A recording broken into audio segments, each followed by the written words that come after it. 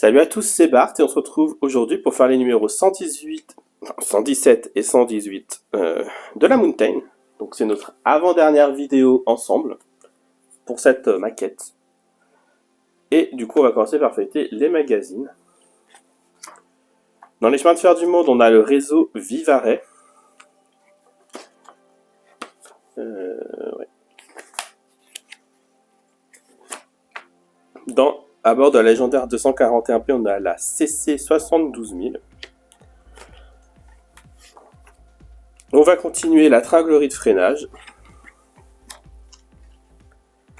Et dans le numéro 118, on a la ligne de Cerdagne.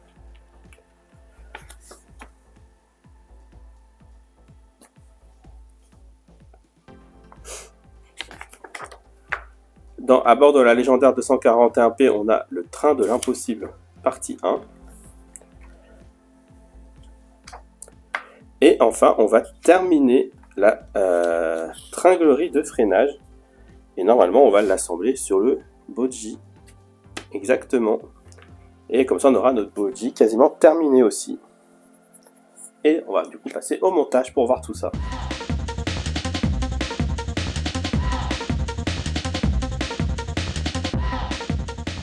On se retrouve avec les pièces des numéros 117 et 118.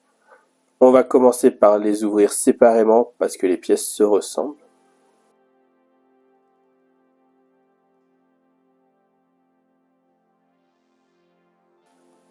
Du coup, dans le numéro 117, on a une tringlerie. On a un triangle de frein. On a un sabot L et un sabot R. Donc avec un noté 1 et 2, ou L et R. Donc noté 1. Et le deuxième noté 2.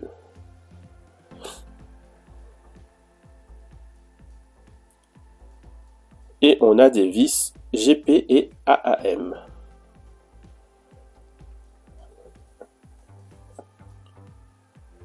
Du coup, on vient reprendre aussi ce qu'on avait fait dans la vidéo précédente.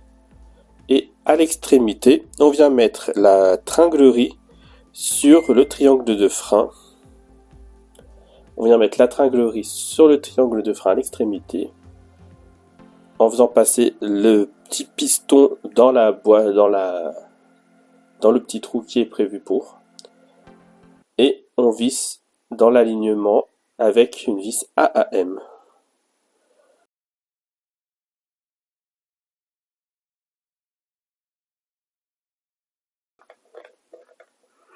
Voilà, ensuite on vient mettre le triangle de frein au bout et on l'assemble aussi avec une vis AAM.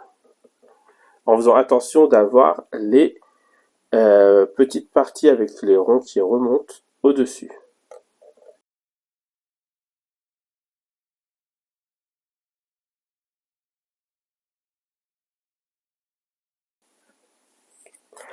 On vient ensuite prendre le sabot gauche et on vient faire attention, d'ailleurs je crois qu'ils se sont trompés, en mettant le L, c'est le sabot gauche, mais c'est, je sais pas si c'est le bon qu'ils ont pris. En tout cas, de toute façon, il y a la forme avec le petit téton qui dépasse pour pas se tromper de sens. On vient le mettre en place et on le tient avec une vis GP.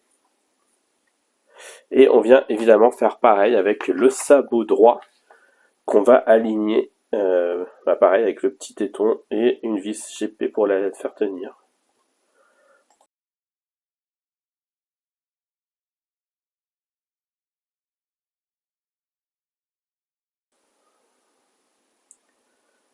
Et du coup, voilà qui termine notre numéro 117. On a tout ça qui tient, on a un peu de mouvement. Je pense que c'est mieux, parce que pour le placer, ce sera peut-être plus simple. Et on va passer au numéro 118.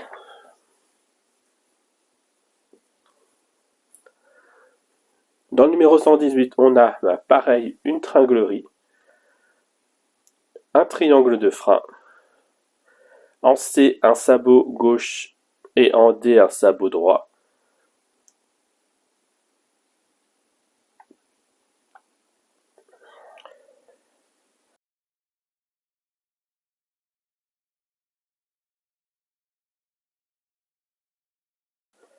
On a en E la barre de freinage.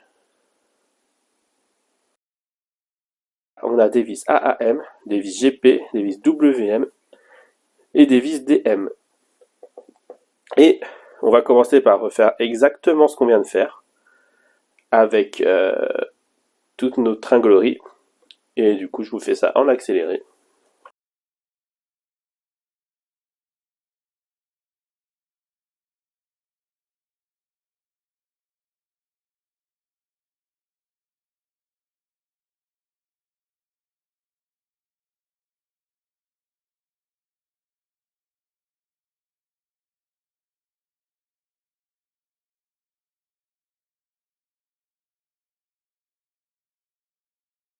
Et voilà, notre système de freinage est terminé. On vient du coup reprendre le bogie et on vient placer dessus le système de freinage qu'on vient de faire. Avec les sabots, en faisant bien attention.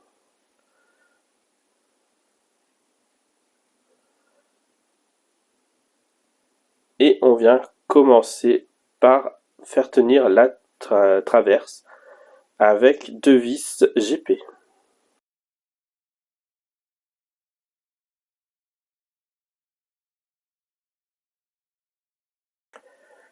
Voilà, ensuite on retourne le body et en fait à chaque extrémité où il y avait des sabots, on a à la place pour un petit téton et un trou de vis.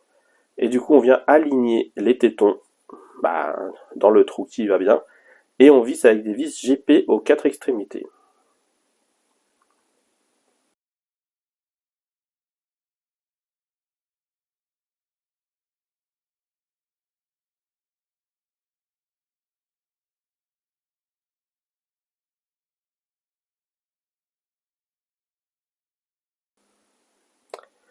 Voilà.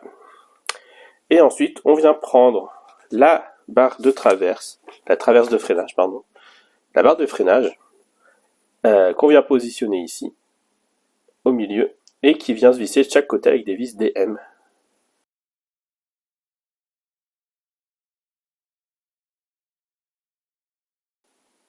Voilà. Et ensuite, on vient retourner et on va aller visser le bogie sur le tender avec une vis WM cette fois-ci.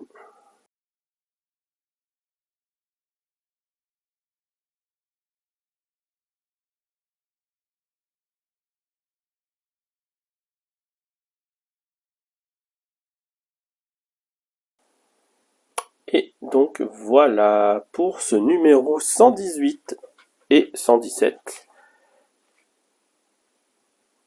On va remettre les choses en place. On a donc notre bogie qui est plutôt bien et qui peut rouler surtout, même si on va pas jouer avec. Mais voilà, il roule sans difficulté.